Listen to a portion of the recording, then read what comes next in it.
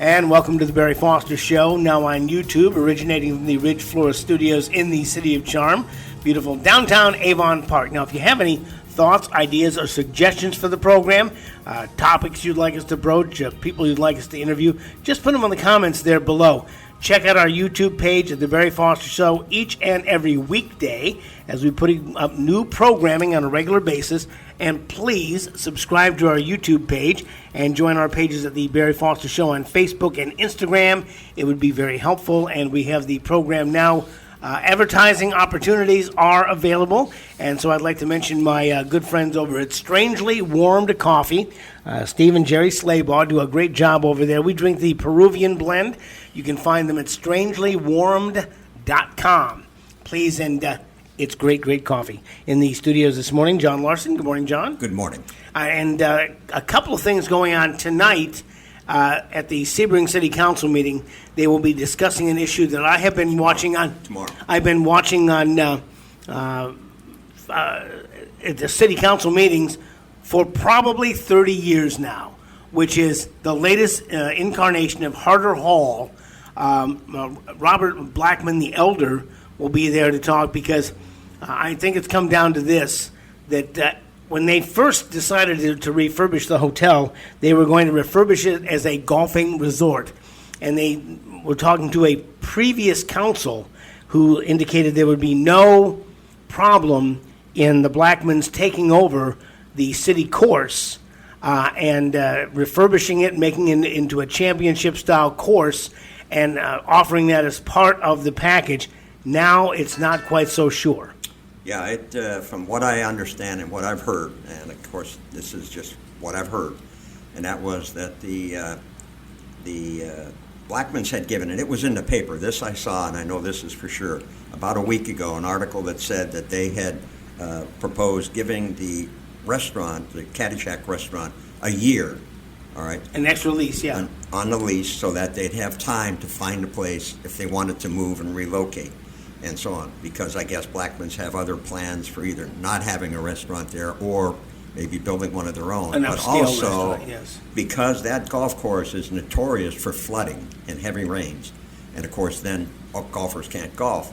So they were planning on redoing the golf course and taking care of all the low-lying spots where it floods and getting the course, like you said, up to, like a Class A course, if you will.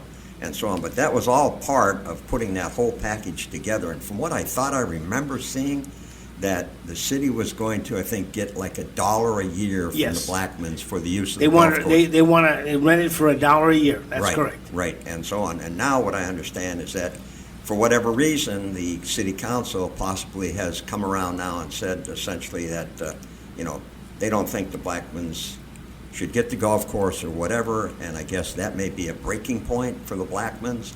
And in fact, if it is, they may just stop what they're doing after, from what I understand, investing millions of dollars already at this point on trying to bring back this, what I call the Pink Lady, and so on. So it's if that happens, I don't know how you address the city council under this circumstance, because this thing, I've been here for almost 20 years.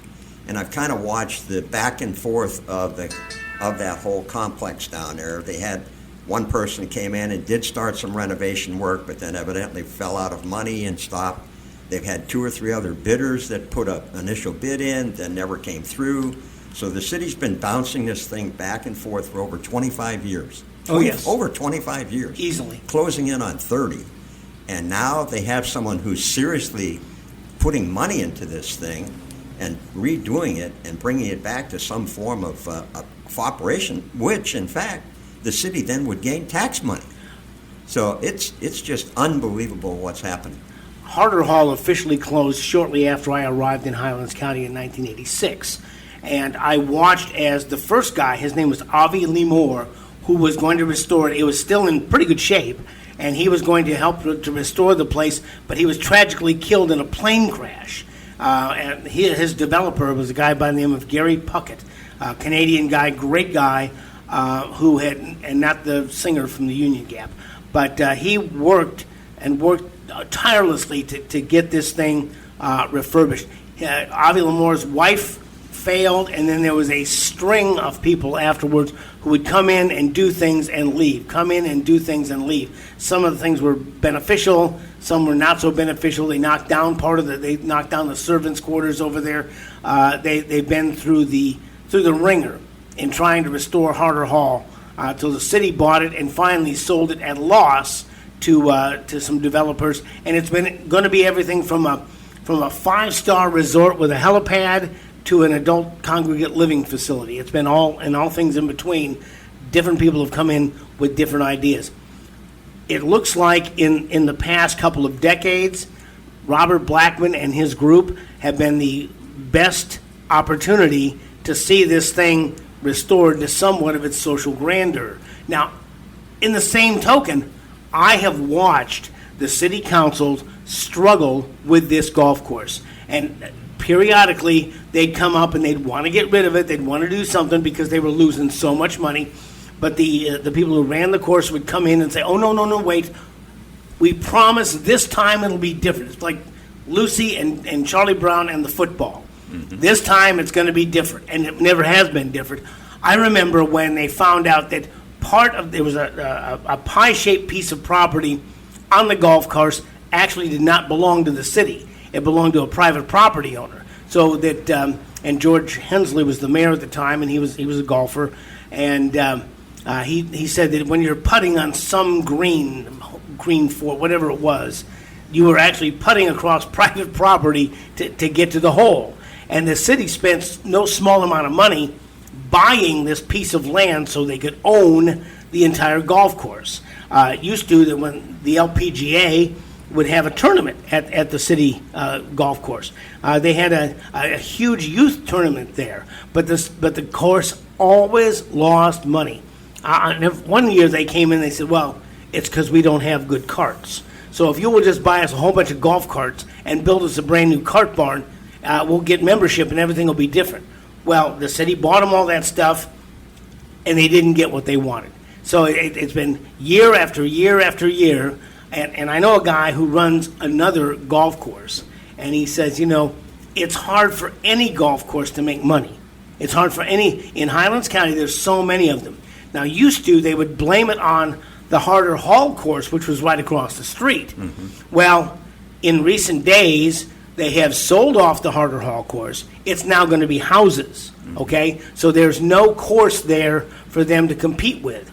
And why the city council wouldn't take $1 as opposed to losing $500,000 on it, I don't know. I would say that, and I may get up, I'm going to go to this meeting, I may get up and speak because I feel as a former resident of the city of Sebring, where my tax dollars did go to this golf course, I would think that at the very least, they would put this up to some kind of citizen referendum to find out how the taxpayers feel about this. Now, I haven't seen any financials on this, but my understanding is from a workshop that they had over at the Jack Droop Civic Center that the Caddy Shack is getting what might be referred to as a sweetheart deal on the rent. He is paying a very small amount of money on the rent, and they were worried one of two things was going to happen. Either A, the Blackman Group was going to raise that rent to market standards, which would mean that the price of their cheeseburgers would go up significantly, or they would take it over and run it themselves. Mm-hmm. Now, they've now offered them a deal for a year, and I will tell you that there are restaurant opportunities galore in Highlands County. I can tell you one right now. We're not sitting too far away from it. The former Depot restaurant down here by the railroad tracks that it has its own story, but it's now out of business. But it did a land office business. If they went back to the former menu and hired some of the former staff, they could make tons of money. Also, I heard Saturday that I didn't know. The Three Gens? Yes. It's gone. It's gone. Really? I understand that what happened was that they got into a dispute with the landlord, and they pulled stakes, and now they've gone out to the community that's out next to the airport. Oh, really? Yes. I did not know that. I heard that Saturday. I will tell you, that's very interesting because Sunday night, coming home from church, we drove by the Three Gens and there was nobody there. Right. There was nobody there on the way in, and there was nobody there. I said, "Oh, why, are they closed on vacation? Are they going? Are they closed for Sundays or closed on vacation?" But apparently they're closed. They're closed. Yeah.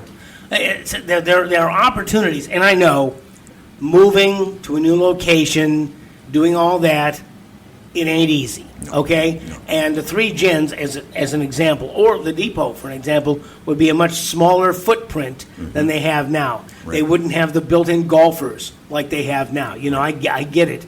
But I will tell you this, okay, is that if I was a taxpayer in the city of Sebring, I would be four square for them. And the thing is that the council can craft an agreement any way they want. And I'll give you an example. On the circle in downtown Sebring, there is a parking lot. Well, that's where the Tropical State Bank used to stand.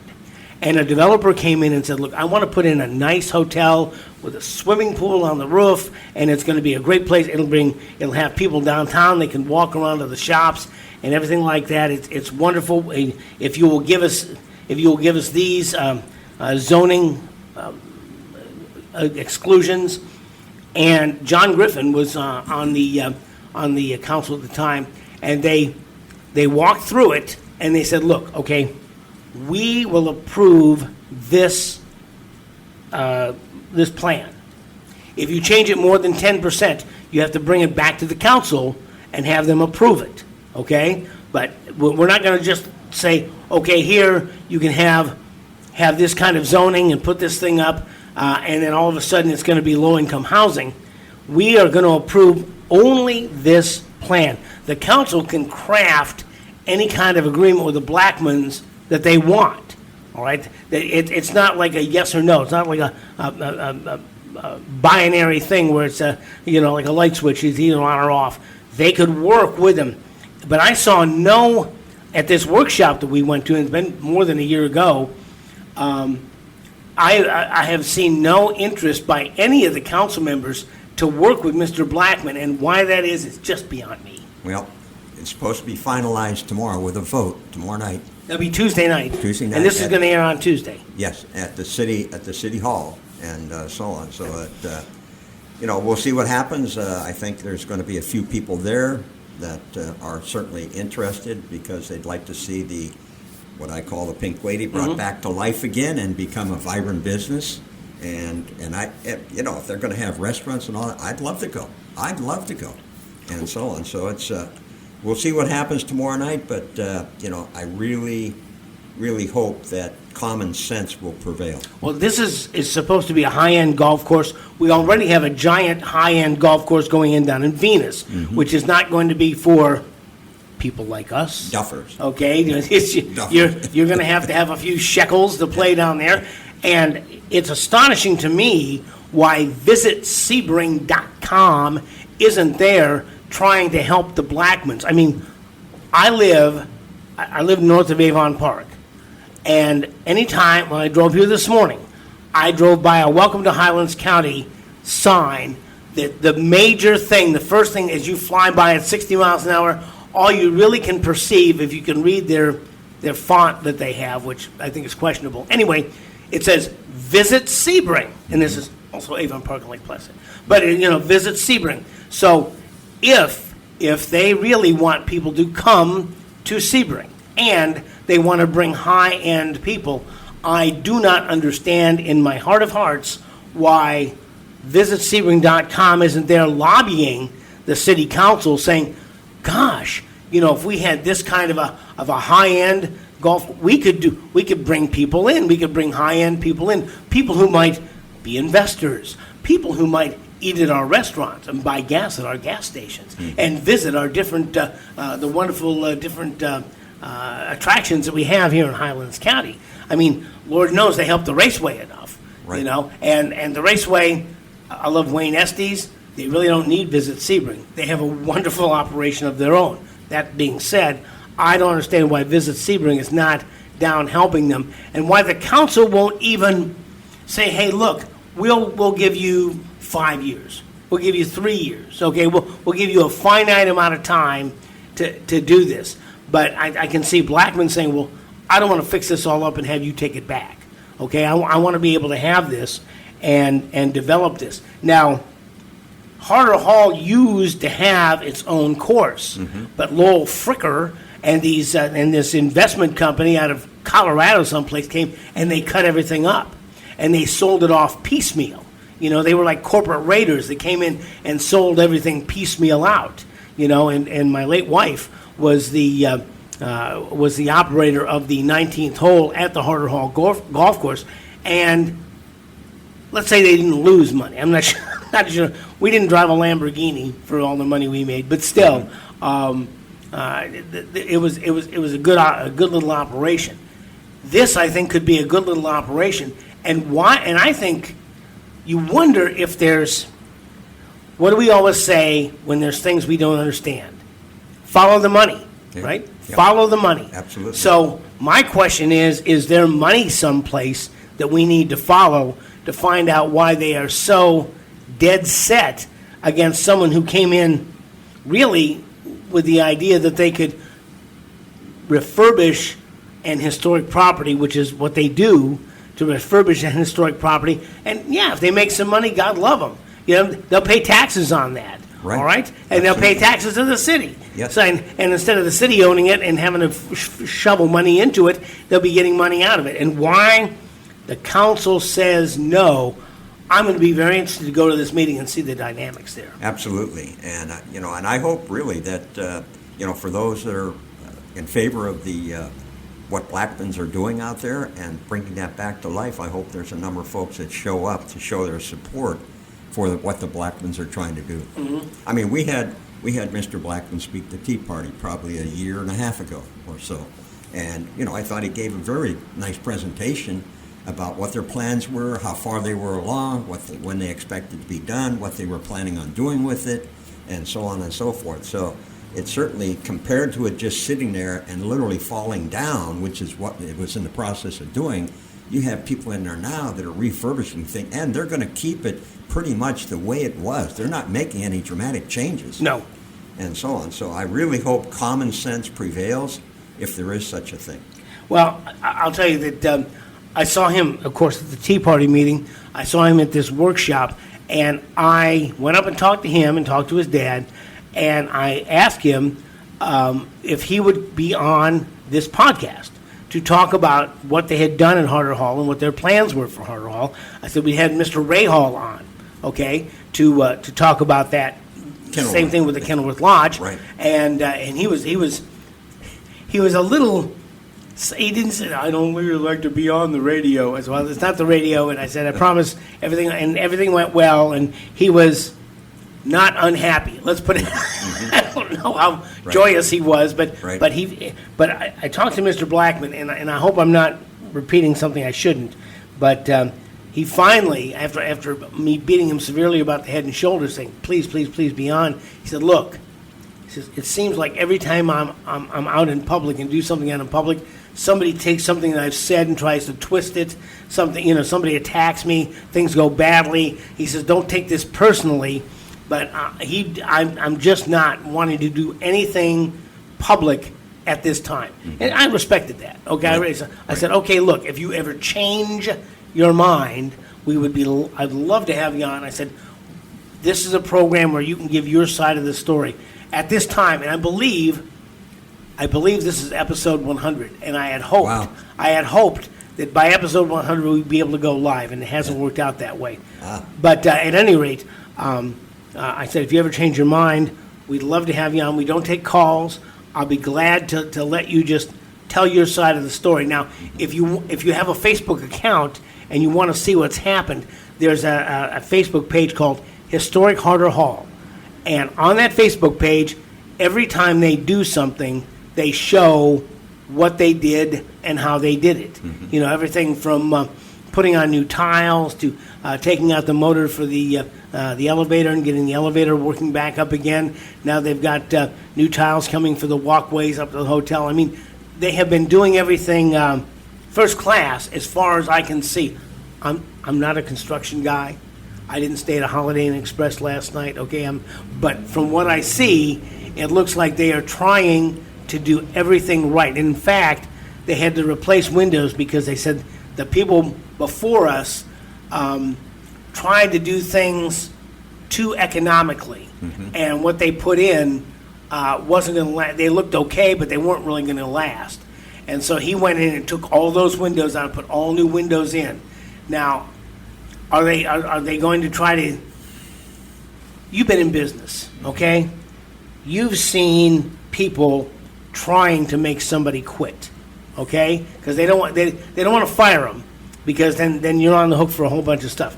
But if you can make life unpleasant enough that they quit, then they quit, and then you can put Ralph's niece in that job because she needs a job, and that guy quit. So okay, now we got a hole, we can put him in there.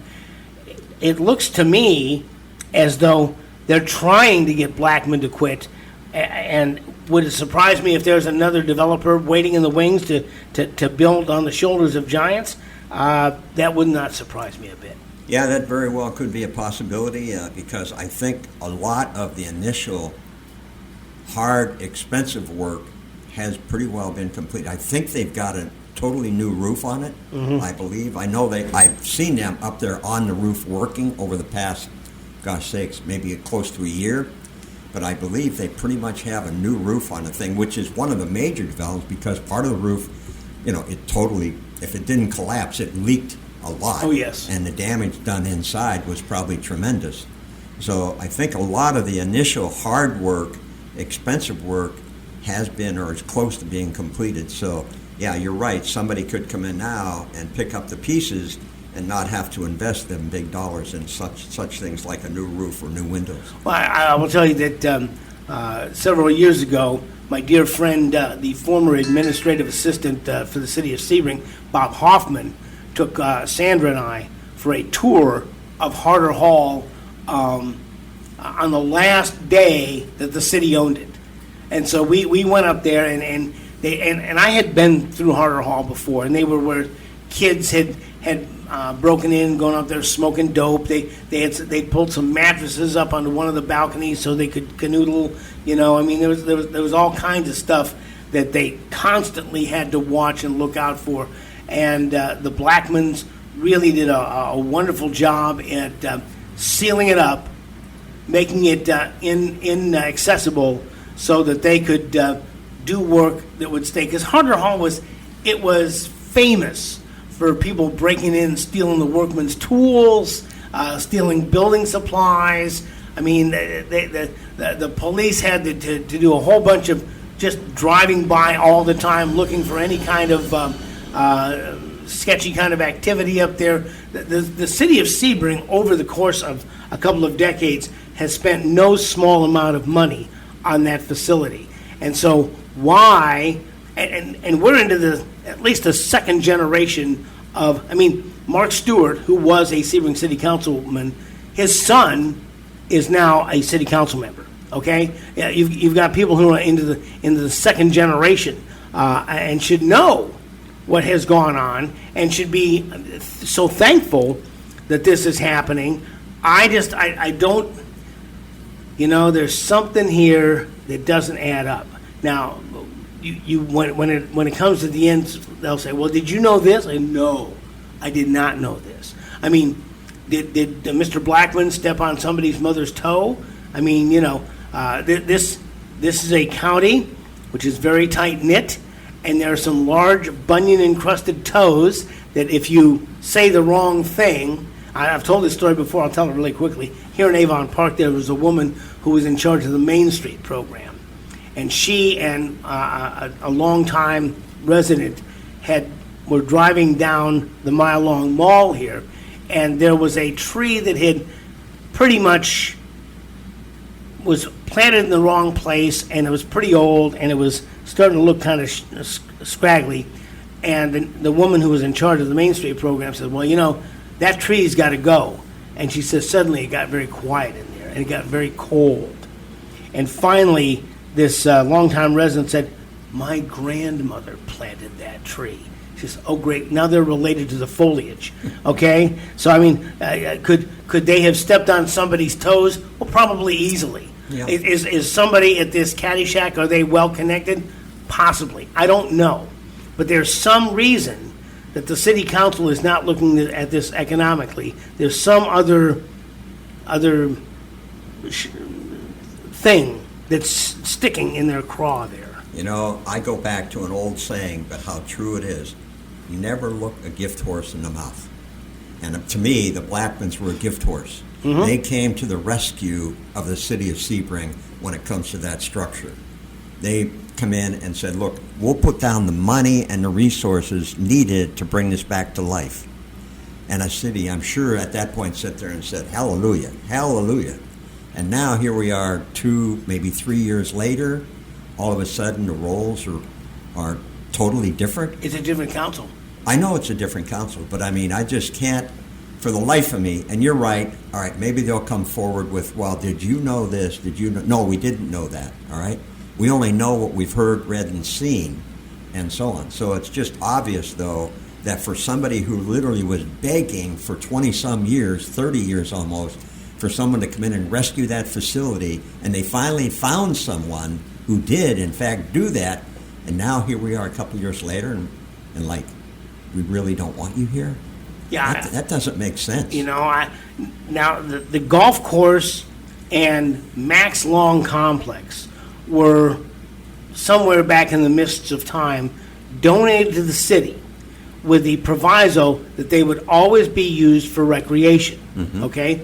And if they ceased to be used for recreation, that the money or the lands would go back to the heirs of the people that donated that land. Well, here about a decade or two ago, when you get old, you can't remember dates. At least I can't. But there was a move to decommission Max Long Complex, and they brought this out, this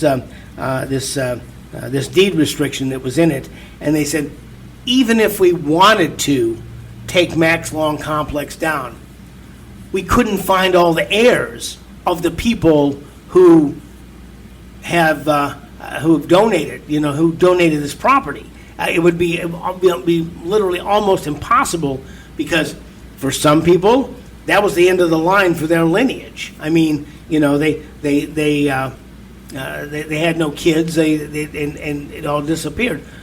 But the search to find that would have been, I'll say, cost prohibitive and time prohibitive. I mean, it would have been a lot of work. Right. So they may go back to saying, well, this is supposed to be used for recreation, and it will. And I can see the Blackmans saying, okay, fine, we'll open the course to the public. Well, of course, it'll be open to the public, but their users will get priority. But we can make sure that there are citizen rates on the weekends, or citizen rates on Monday, Wednesday, and Friday. I don't, again, the council can craft a deal any way they want. Sure. And so it'll be, I will watch this with great interest to see how this goes. And again, I plan to get up and speak, because I covered the city of Sebring longer than some of those guys have been alive, or almost as long as some of those guys have been alive. I started covering the Sebring City Council back in 1986, and we covered it through 2023. We covered what the council did. So yeah, that would be longer than some of those kids were alive, or almost as long as they've been alive. So I've watched this over. I remember when Smith Rudisell was the mayor. Eileen Fields was there. Gene Sauls, who she continued to call the deacon, he was a city councilman. John Haviland was there. John Spiegel was a city councilman. Margie Rhodes, councilwoman. I mean, Mary Toney had a long term as the representative from the Washington Heights area. I've seen this council operate, and I've seen the promises that they were made over the course of the years, and they gave them the benefit of the doubt, and they were sadly disappointed.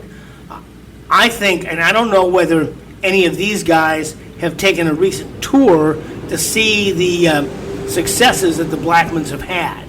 You know, I haven't been on the property. Like I said, the only thing that I did talk to one of the guys who worked down there, and he says, man, they have done a lot of work there. Mm-hmm. They've done a lot of work there. Now, when we went through, it was in horrible shape. Right. I'll never forget one of the hallways we were walking down had a big 4x8 piece of plywood, 4-ply plywood, in the middle of the hallway, and in spray paint somebody had written "hole," Hole, and so I walked gingerly around the edge because I didn't want to be on the next floor down. Right, okay, right. And Bob was on one side and I was on the other side, and I didn't know how big the hole was. You know, I didn't know how strong the timbers were. So nothing gave way, nothing creaked or anything, but it was in pretty sad shape. Sure.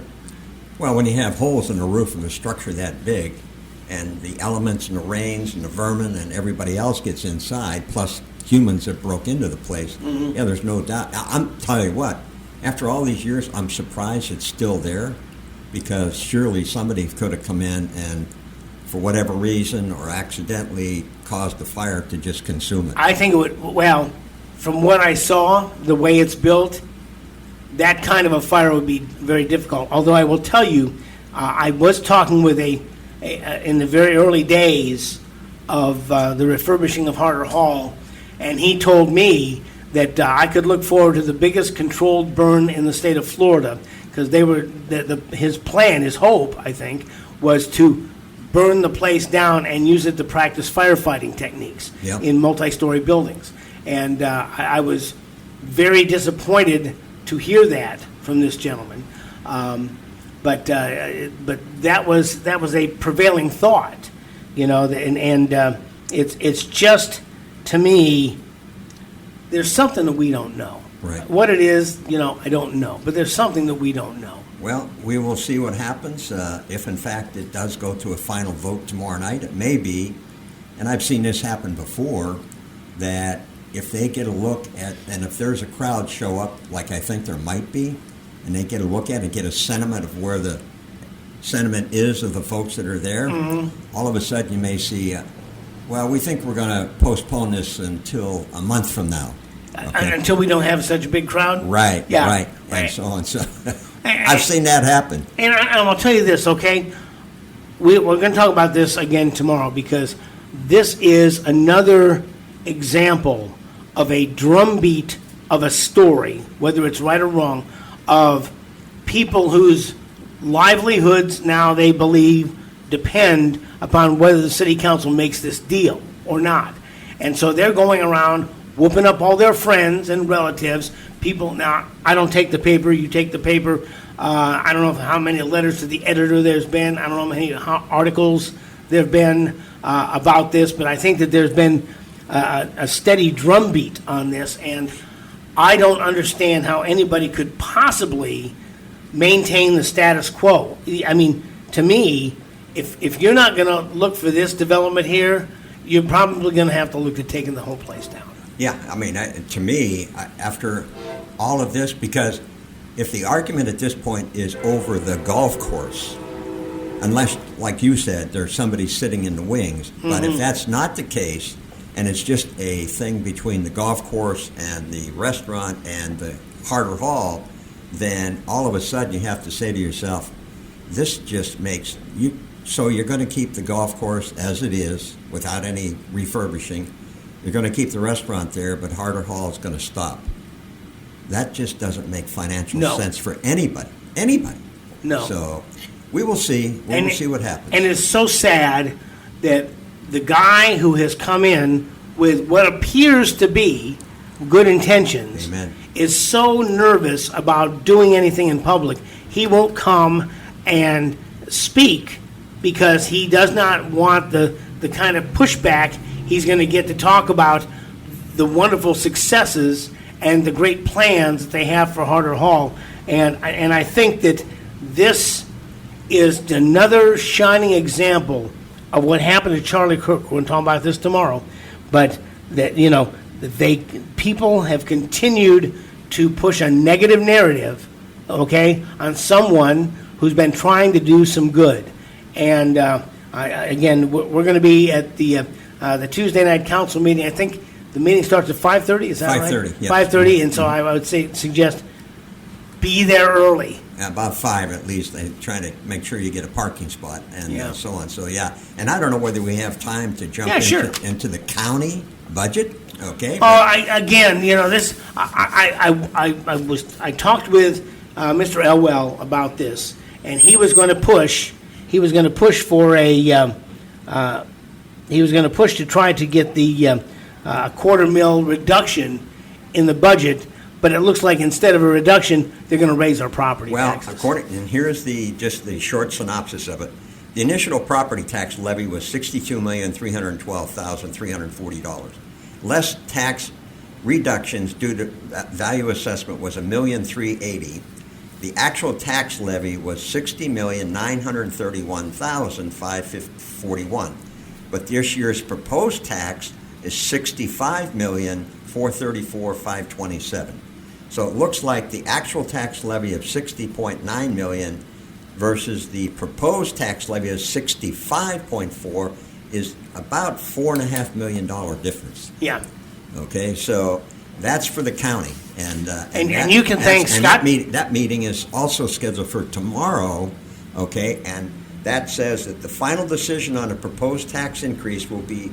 And the budget will be made at this hearing, which means Tuesday, tomorrow. On Tuesday. Tomorrow, September 16th. This is going to air on Tuesday, so it'll be on Tuesday. At 5:30. At 5, same time as Sebring City Council. Yes, 5:30, yes. So, if you're a City of Sebring person and you have vested concern about the Harder Hall deal, and you're also concerned about your tax levy, you can't be two places at once. I would tell you this. It appears that Kevin Roberts, Scott Kerouac, and Christopher Campbell have made up their minds. Mm-hmm. And those three are going to drive your property taxes up. Now, they're not they just got reelected, so it's going to be a while. So that, and we've seen this with elected officials many times, is that once they're reelected, they are not nearly as cooperative as they are when they're up for election. When can you remember the last time they had a meeting at 5:30? Oh, yeah. When it comes to this budget stuff, yes, they do that. And for them to do it on Tuesday up against the Sebring City Council, I think is it's very disingenuous to the citizens. Mm-hmm. Although there are people in Avon Park and Lake Placid that easily could show up and object to this. Yes. Although I will tell you that by this time, you're not going to get them to do much of anything except, as our dear friend the late Bob Fritz pointed out, raise it another $4 or $5 million right at the end there, because there's nobody there. Because I think people have pretty much given up hope. Although I'm hoping that, and we're going to talk about this again probably tomorrow, or we can talk about it now if you want. With this assassination of Charlie Kirk, there seems to be a great awakening where people are coming to life. And I hope that they come to life on the federal level, on the state level, and on the local level.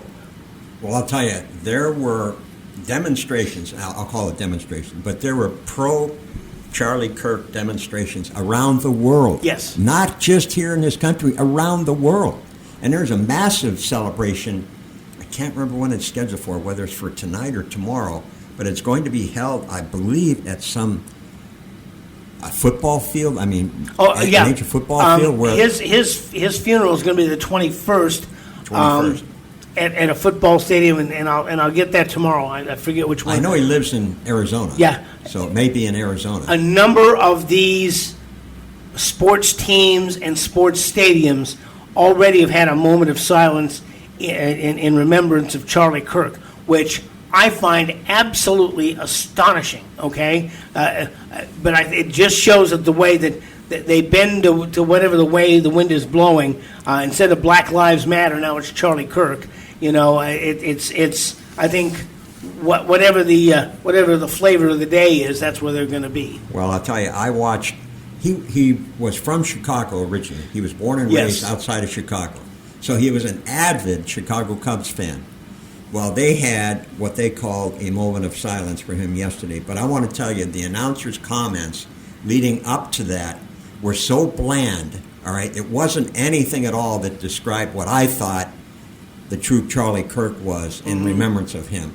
So I think they did it, but I don't believe that their heart was in it. Well, let me tell you, and there was a rally in Chicago. There was a rally in Detroit. Yes. Of all the places I would not expect, although, as you say, he's from Chicago, and our dear friends, the Russells, knew him quite well. Mm-hmm. They knew him quite well, and it has been more devastating to them than to a lot of us, and a lot of us are very devastated by it. But we saw rallies in London, in Berlin, in Buenos Aires, yes. as you say, around the world. Yes. And I'm hoping that this is the beginning of a great awakening. And again, I think with this, just like with the Sebring City Council, I think there's a lot more to this that is now going to be unraveled. Well, what I told you earlier. Okay, when I left the house, I was watching Glenn Beck, which I try to watch every morning. And I know Glenn Beck took it. I mean, Glenn Beck is very emotional at times. And he was just absolutely overcome the first couple days. Mm-hmm. But on his program today, he said there was a story out of Salt Lake City where a Channel 13 Fox News TV van was there, I guess, reporting on something, whether it was Charlie Kirk issue or not. But anyhow, there was a reported bomb set off underneath, or going to be set off to go underneath this van. The police went there, and yes, in fact, there was an incendiary device under the van. It had not functioned, though, the way it was supposed to. Mm-hmm. They then found, evidently, the two people that were responsible for it. The report is that they were Arab-type males. One was like in his 50s, one was in his 30s. They suspect that they could have been Islamists, all right? They went to their house or wherever they lived. They found a large cache of explosives and guns, which they weren't supposed to have. For some reason, they were already banned from owning guns in Utah, which has open carry, by the way, okay? So there had to be a reason in their background why that was the case, whether they were red flagged or whatever. So it's going to be interesting when more details come out on that and other suspect things that are being said about the Charlie Kirk assassination. Well, speaking of open carry, it's been very interesting to me that the courts have found that Florida's law against open carry was unconstitutional. Yes. And it's going to change on September 25th. And our sheriff here in Highlands County has already put out a statement saying, don't you be doing anything until September 25th. Wow. He has been it's not like, hey, we're gonna let you just go ahead and do an open carry. He's not going to do anything until he is absolutely mandated to do it. And Brady Judd said the same thing, by the way. Did he say the same thing? Yes, I saw him on TV this weekend saying the same thing. And I can understand that. They don't want people to jump to the gun, if you will, okay, and whatnot, and do something crazy like walk around carrying an AR-15 or your shotgun or whatever. No, you can't do that. But you're right. I hope that they do this. I will tell you, and I've said this story before, I was never when I went to New Hampshire probably 4, 5, 6 years ago, and I walked into a Walmart, and here's all these guys walking around with a 6-gun on their hip. Yeah. And I'm saying, holy Toledo, they got open carry here, and they did. I mean, it's just to see it for the first time in your life, to actually see people walking around armed.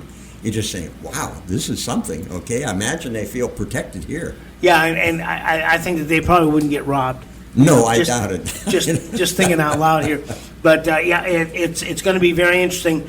And we are in very interesting times. And I think it's going to be time for all of us to rise to the occasion. All right? We have been asleep for too long. And for a couple of decades, I've heard, oh, no, America's coming awake. America is coming awake. And Beck was saying, the people are starting to look at things, and they weren't.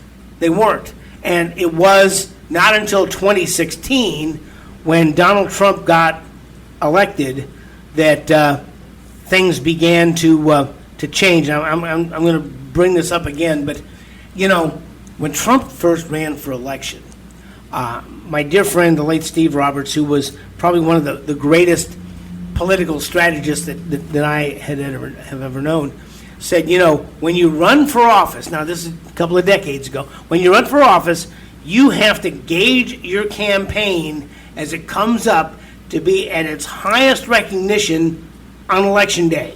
You aim for Election Day and bring everything to a head on Election Day when the people are going to the polls. That's when you want to do it. Now that's changed. Right. You have to bring it about 2 weeks ahead of time because that's when the early voting starts.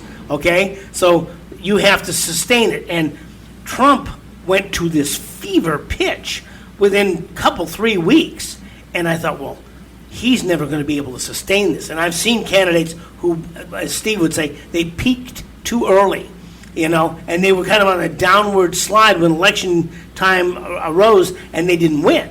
And I thought, Donald Trump, he'll never be able to keep this fever pitch. Well, I was wrong.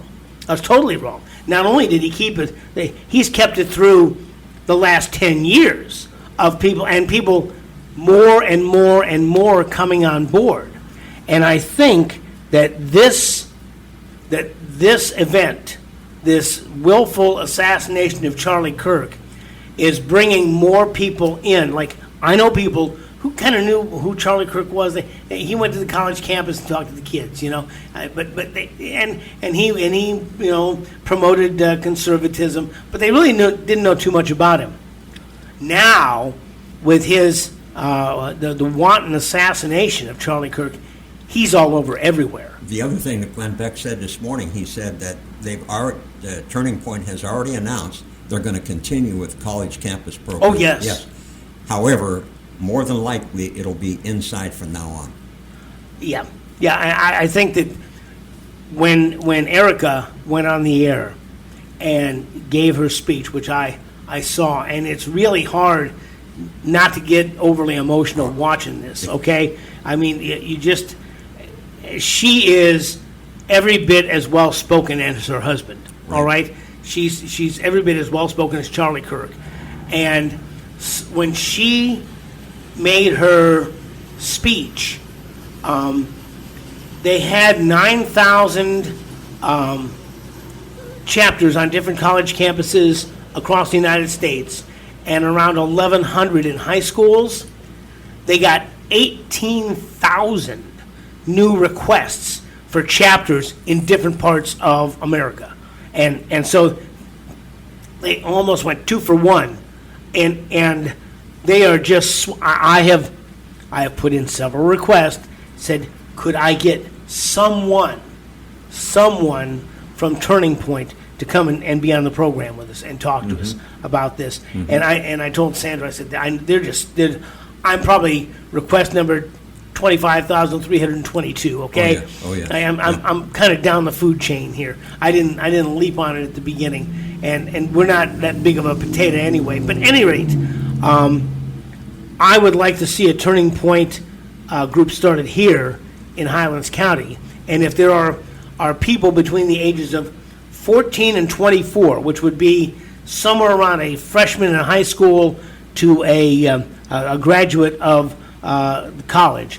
If there are kids there who want to start one of these things, if there are people here who want to be sponsors, you can drop us a line at thebarryfostershow@gmail.com or just go in the comments below, because I would like to see that started here, because somebody said they tried to bury us, but they didn't know we were seeds. Well, I'll tell you that I know that his focused audience was young folks, high school, college, all right? But I will say in the same token, there are millions and millions and millions of seniors, okay, yes, that followed Charlie Kirk and liked what Charlie Kirk did, okay, and so on. So that is the situation that, he brought under the umbrella. And I think a big part of the older group was his stance and communication skills on religion.